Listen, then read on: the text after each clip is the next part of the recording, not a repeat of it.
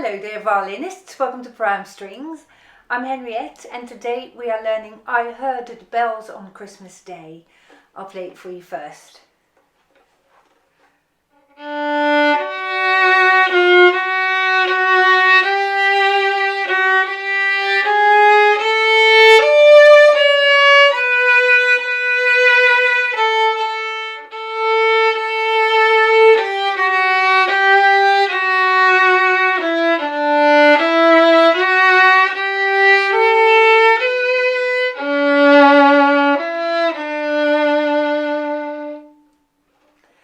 So a lovely short piece for a change, and what I love about it is that it's got a lovely chromatic line here and there in places, isn't it? And we're going to make the most out of that, and I shall tell you the fingering for those chromatic bars first of all.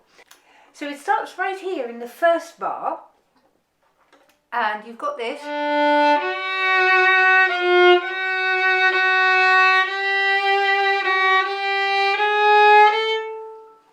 So this chromatic line starts right from the beginning, and I'll tell you the fingerings, okay? So we're going to start on an up bow D, 2, now 1 for F natural, 2 for F sharp, 3 for G, now use your 4th finger for the G sharp, and then you hit the open A string. And this way, you've got a really nice smooth build up of your notes there. So let's do that again, shall we? Up bow start, and 1, 2,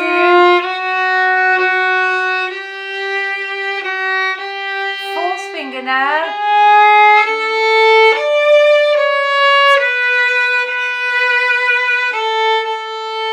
That's it. And here, on the penultimate A of this line, this is where your phrase begins. The last A of the first line is an upbeat to the second line.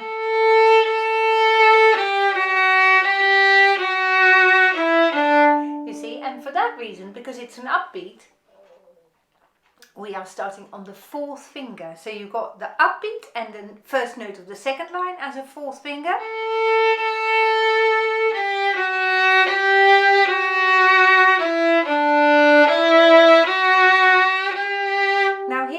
Changing to the 3rd position. So you've got the D there in the second bar of the second line. 2, shift now. 1. And this is now the 1st finger on G. And that is the exact reason why we're shifting towards the 3rd position. If you can do that, that would be wonderful, because this is really not as nice. You see, in this series we've come across many different times where it really didn't matter whether you'd played your piece in the 1st position or in the 3rd position, but in this particular piece I think it is a much better quality ending if you could play the 3rd position. So if you haven't yet learned how to play positions, check out my playlist technique, and there is a video there about position playing, but you can also play it with me right now and I'll talk you through.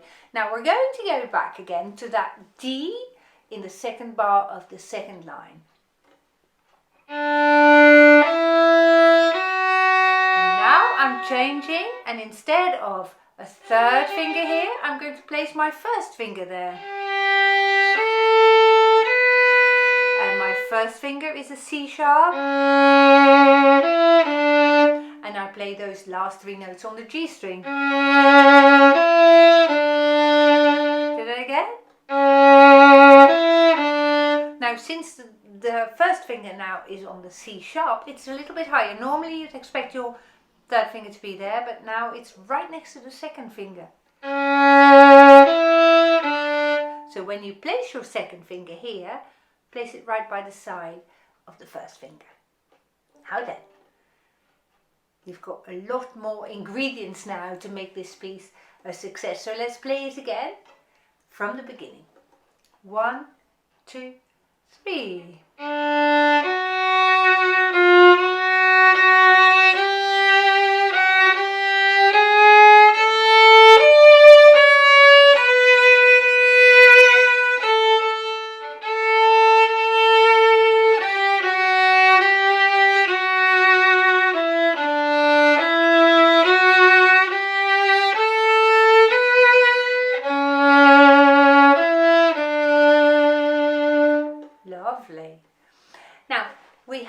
in the past also talked about the rise and fall in tension in the music, or in dynamics of the music, playing louder and softer. And in this piece you can hear in the first couple of bars, you hear the notes go up. The first bar starts on an F sharp, then the next bar starts on a G, and then the following bar starts on an A, and in effect the next bar starts on a B. See? So that is a rising line. So the music also invites you to play louder, but I want you to add a little bit extra crescendo there. So play it a little bit louder. Therefore, start a little bit quieter perhaps, so that you can make that huge crescendo. Right, let's practice the first line, shall we? Up we start on the D and really quite quiet. 1, 2, 3. Bit more. Bit more.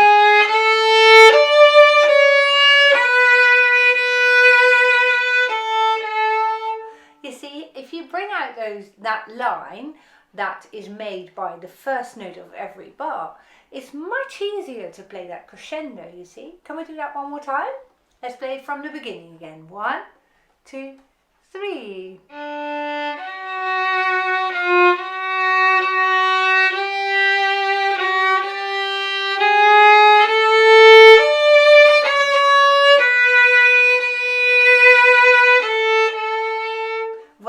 Well done, that's coming along very nicely. So it is for this reason that you've got F sharp to G to A to B, that whilst my highest point of this line, which is in the third bar, that D isn't really the strongest note of this whole phrase, it is the B, because if you consider that whole phrase, F sharp, G, A, B, that's where you're heading, you see. So whilst you may play out loud on the top note, on the D, put another accent again on the B at the beginning of the last bar, so that you've really got that line going. Now, there isn't so much as a reverse on the second line. We have an A to start with, so we're a little bit lower in pitch than the end of line 1, but then F sharp and C sharp, there isn't really a pattern there, you see. But what you can do is play gradually diminuendo. So this whole piece is crescendo on the first line and diminuendo on the second line. Let's play it one more time from the beginning, shall we? 1, 2, 3.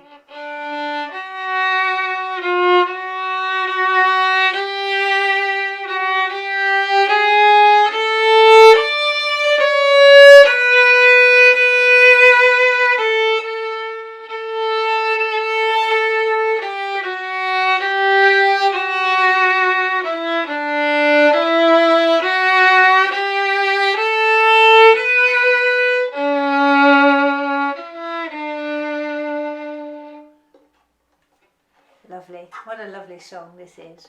If you've got any questions or comments, do please use the comments section below this video. But for now, I very much look forward to seeing you in a holly jolly Christmas. And when the time comes, I wish you a very Merry Christmas. Goodbye.